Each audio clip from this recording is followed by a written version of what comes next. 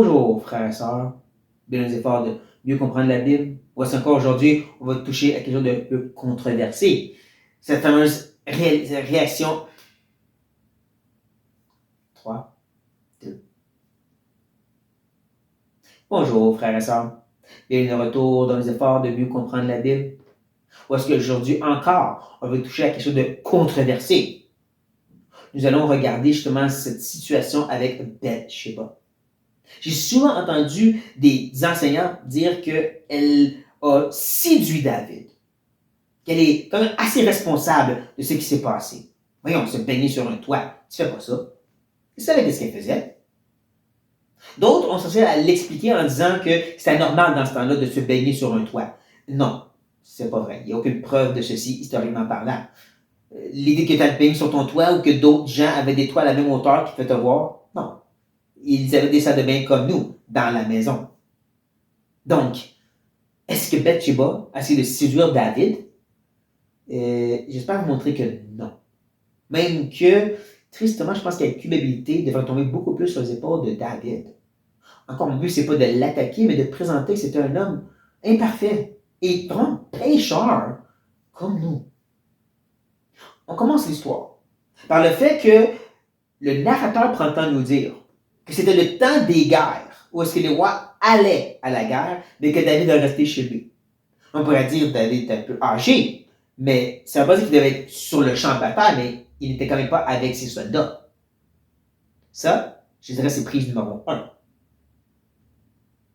Lorsqu'on continue à lire, on va trouver d'autres prises. Un soir, David se leva de sa couche, et comme il se promenait sur le toit de la maison royale, il aperçut de là une femme qui se baignait, et qui était très belle de figure. Il est fort probable que la maison de David, étant royale, était plus haute que les autres, lui permettant de voir mieux toutes les autres maisons et qu'est-ce qui se passait autour de lui. Mais le fait que David prenne le temps de regarder et de voir cette femme, et de continuer à la regarder, au point qu'il peut même dire qu'elle était très belle de figure, c'était prise numéro 2. Combien de fois que la Bible nous avertit de détourner le regard de ce qui est tentateur, ce qui nous amène vers le péché.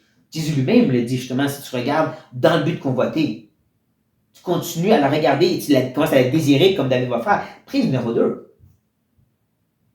Maintenant, il y a quelque chose de très important ici. C'est un pasteur que j'écoutais qui l'a mentionné et ça vaut la peine de porter attention. Le verset dit très clairement, le verset ne dit pas que Bathsheba était sur le toit. Lisez encore avec moi. David se leva de sa couche, et comme il se prenait sur le toit de sa maison, la maison royale, il aperçut de là une femme qui se baignait. Ça ne dit pas sur son toit. Ça, c'était partagé de tradition en tradition. Bathsheba était sur son toit, elle. Mais le texte ne dit pas ça. Elle était dans sa maison, probablement. Dans sa salle de bain, comme n'importe qui d'autre. David est en train de regarder dans sa salle de bain, à travers la fenêtre. Il est en train de l'observer de façon inappropriée dans sa maison. C'est sa maison privée. Ça, je dirais, c'est une autre prise contre notre cher David. Il cherche vraiment à prendre la beauté de cette femme par ses yeux. C'est vraiment un acte extra ici pour voir cette femme en train de baigner. Comme je dis, lisez le texte pour vous-même, ça dit qu'elle se baignait, point. Elle était dans sa propre maison. Elle ne cherchait pas à séduire David aucunement. Elle voulait se baigner dans sa maison. Mais l'histoire n'est pas finie. David va avoir d'autres prises contre lui. Quand l'histoire continue, il nous dit, David fit demander qui était cette femme. Et on lui dit, n'est-ce pas Bathsheba, fille d'Iliam, femme d'Uri, le Hétien. Je peux m'empêcher, c'est de voir le serviteur en toute subtilité, avec une certaine crainte de reprendre le roi. David, ça c'est l'adultère, arrête. Il le fait subtilement. C'est la femme d'un homme. Même que c'est un homme que tu connais. Uri, quand tu regardes la liste des 30 conseillers, des 30 top gars qui travaillaient avec David dans l'armée, Uri fait partie des 30 hommes. Même Iliam faisait partie de ces gens proches de David. Et plus tard, ce même Iliam va faire partie de la rébellion contre David avec un de ses fils. Peut-être qu'on sait pourquoi maintenant. Mais bon, il s'avertir, dans un sens. Dieu, par ses serviteurs, lui dit, arrête David. Tu t'en vas dans l'adultère, là, physiquement. Arrête.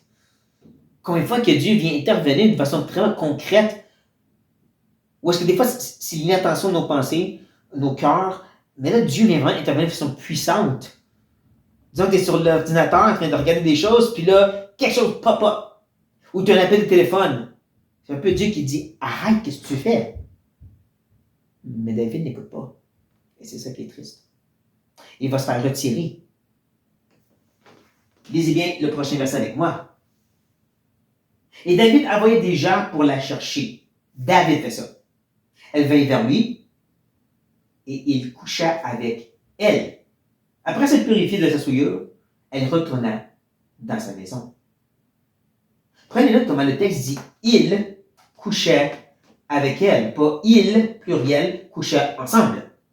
Le narrateur prend le temps de nous dire que c'est David qui a fait l'avancement sur elle. Je ne parle pas nécessairement de viol, je vais faire attention pour pas imposer des idées au texte, mais ça dit vraiment « il couchait avec elle ». Les serviteurs prennent Bathsheba, l'amènent au palais royal. Donc oui, elle vient à lui. Mais c'est lui qui couche avec elle. Donc de dire que Bathsheba était responsable, c'est de mal lire le texte. Encore une fois, c'est David qui a péché très gravement. Certains ont été prêts à défendre et dire David, il y a juste un problème d'adultère. Il n'y a pas de problème de sexualité. Oui, non, c'est pas vrai. Parce qu'en réalité, le fait que David ait plusieurs femmes et des concubines démontre qu'il se laissait un petit peu s'emporter dans ses passions sexuelles. Je sais qu'on n'aime pas entendre ça, mais désolé. Le fait que, comme Salomon, il voulait avoir plus de femmes et même des concubines, démontre qu'il voulait se faire satisfaire. C'était pas une bonne place où être, donc rendu au point sur son toit, il était déjà abandonné à cette chair. Et on vit dans un temps de nos jours, frères et sœurs, où est-ce que la tentation est partout et on le nourrit. Tristement. On le nourrit. On regarde des choses qui ne sont pas nécessairement sexuelles, mais qui sont tentateurs. Et on se laisse influencer par le fait que c'est normal. C'est correct. Certaines femmes chrétiennes s'habillent de façon qui sont très attrayantes. Pourquoi? Certains hommes se permettent d'avoir des interactions avec des femmes qui ne sont pas leurs femmes. Et qui deviennent très émotionnelles. Pourquoi? Parce qu'après ça tombe dans le péché. Pourquoi qu'on justifie ces choses? Parce que la culture le justifie. Il ne faut pas tomber dans ce piège. Il ne faut pas tomber dans ce piège. Ça peut être vieux jeu, mais soyez un petit peu prêts à reculer de quelques pas beaucoup plus loin que la culture de nos jours.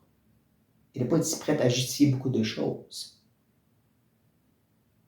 La sexualité se trouve au sein du mariage. Et encore là, quand tu regardes 1 Corinthiens 7, tu apprends que c'est pas juste à propos de couche avec ta femme, c'est tu cherches à plaire à ta femme et ta femme te plaire à toi. C'est même l'idée que c'est pas à propos de toi, trouver ta satisfaction, c'est t'assurer que l'autre trouve sa satisfaction. Ouais, 1 Corinthiens 7, lisez-le, vous allez voir. Les premiers versets pour être exact. Parce qu'on voit comment c'est l'idée de mourir à soi-même. C'est dans ça que tu trouves une sexualité qui est saine et qui glorifie Dieu. Tout le reste, c'est à propos de toi et te satisfaire et dire, je vais juste laisser aller un petit peu ma passion pour me vider, comme on dirait. Désolé du langage, mais c'est comme ça qu'on parle. En tant que chrétien, des fois. Cette histoire me rappelle tout ça. Mais bon, je ferme la parenthèse, parce qu'en réalité, c'est pas fini. Cette phrase ici, après s'être purifié de sa souillure, peut sembler comme si c'est ce qui se passe après le temps avec David. Mais en réalité, c'est pas le cas. Quand on regarde dans le texte original, le texte hébreu, on retrouve un peu mieux ceci. Elle venait de se purifier de ses règles, puis retourner dans sa maison. En d'autres mots, lorsque David l'a vu en train de se baigner, c'était pas son bain de tous les jours, où est-ce que tu te mets à nu. En réalité, c'était une purification religieuse parce qu'elle devait avoir des règles. Et cette purification se faisait environ 7 jours après ta dernière règle, après ta dernière menstruation. Et donc, tu es dans un temps où tu recommences à pouvoir avoir des enfants, d'autres mots. Ça explique pourquoi elle tombe enceinte tout de suite après. Bon. Le but, c'est qu'elle était en train de se laver de façon religieuse. Et donc, il n'y avait même pas de nudité impliquée dans ça, en réalité. La purification pour les règles, pour cette cérémonie, c'était pas autant de nudité que ça. Donc, déjà, elle est en train de chercher à honorer Dieu. Et tout ce que David peut voir, lui, c'est j'aime bien comment elle a l'air. J'aime bien comment elle se touche ou qu'elle se lave. Même si encore, c'était même pas pleinement nu. Donc encore, on voit que c'est vraiment pas Bathsheba le problème, c'était David. Et c'est encore, je veux dire, le problème, c'est vraiment nos cœurs, frères et sœurs. Soyez assez honnêtes pour reconnaître cette laideur et le crucifier mais comme il faut. Mais bon, assez sur ce sujet. Désolé d'avoir dérangé, mais je pense que c'est important. Soyez bénis.